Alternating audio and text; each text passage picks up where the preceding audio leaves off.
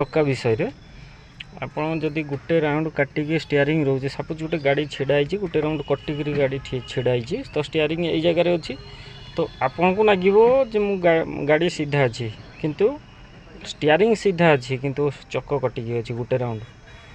ଗୋଟେ ରାଉଣ୍ଡ ବୁଲି ଆସିକି ଷ୍ଟିୟରିଂ ଏଇ ଜାଗାରେ ଅଛି। ତ এইଟାକୁ କେମିତି ଆମେ ବୁଝିବା, ଯେଉଁମାନେ ନୂଆ ଚଲାଉଛନ୍ତି ସେମାନେ କେମିତି ବୁଝିବେ ଯେ এইଟା ଗାଡ଼ି କାଟିକିରି ଅଛି କି ସିଧା ଅଛି। ତ ଏଇଠି କ'ଣ କରିବେ, ଆପଣ ସପୋଜ ଡ୍ରାଇଭର ସିଟ୍ରେ ଆପଣ ବସିଗଲା ପରେ ଫାଷ୍ଟ ଧ୍ୟାନ ଦେବେ ଗାଡ଼ିର ଷ୍ଟିୟରିଂଟା ଦେଖିବେ ସିଧା ଅଛି। ଆପଣ ନୂଆ ଚଲାଉଛନ୍ତି, ଜାଣିନାହାନ୍ତି, ତ ସେଠି କ'ଣ କରିବେ ନା